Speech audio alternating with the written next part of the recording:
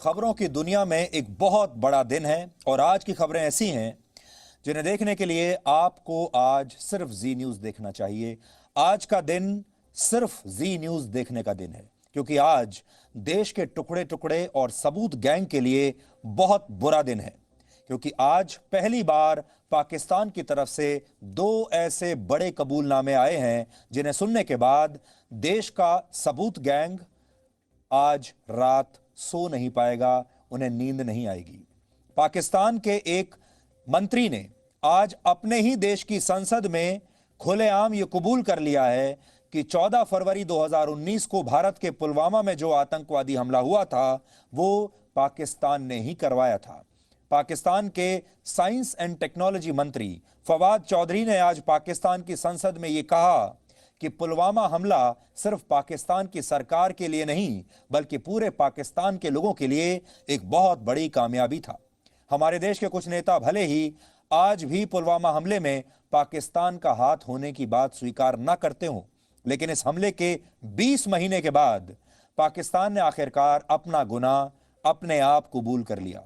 पिछले साल फरवरी में हुए पुलवामा हमले में सीआरपीएफ के 44 जवान शहीद हो गए थे और आज पाकिस्तान ने यह स्वीकार किया है कि यह हमला पाकिस्तान की सरकार ने ही करवाया था। इसलिए आप सबसे पहले पाकिस्तान के मंत्री फवाद चौधरी का यह बयान सुनिए और फिर हम आपको पाकिस्तान से आई दूसरी बड़ी गवाही के बारे में बताएंगे, जिसके बाद हमारे देश के सबूत गैंग की नींद उड़ जाएगी। राज सादक साहब ने कल यहां पर बात की, कह रहे थे, पहली बात तो यह है, मुझे तो समझ नहीं आती, अगर आप एक रियासत की एक एक्टिविटी में आपको इज्जत दी गई, आपको शामिल किया गया, आप असेंबली के फ्लोर के ऊपर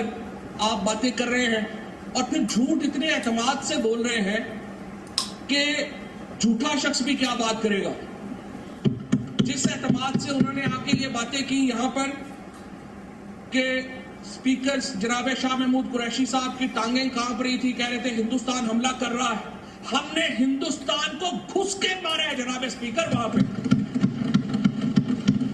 और पुलवामा में जो कामयाबी है, पुलवामा में जो हमारी कामयाबी है, वो इमरान खान की क़यादत में इस कौम की कामयाबी है। उसके हिस्सेदार आप भी सब हैं, उसके हिस्सेदार हम भी सब हैं।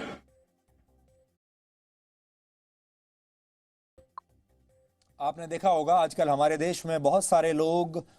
फेक न्यूज और हेट स्पीच के खिलाफ एक मुहिम चलाए हुए हैं। उन सबसे हम ये पूछना चाहते हैं कि पाकिस्तान का एक मंत्री पाकिस्तान की संसद में खड़े होकर जो कह रहा है, क्या ये हेट स्पीच नहीं है? अब हम ये जानना चाहेंगे कि दुनिया भर में हेट स्पीच के जो सौदागर हैं और हेट स्पीच को लेकर बड़े बड़े मुहिम चलाने वाले जो लोग हैं, जो ठेकेदार हैं, वो फवाद चौधरी के इस भाषण को क्या कहते हैं। फवाद चौधरी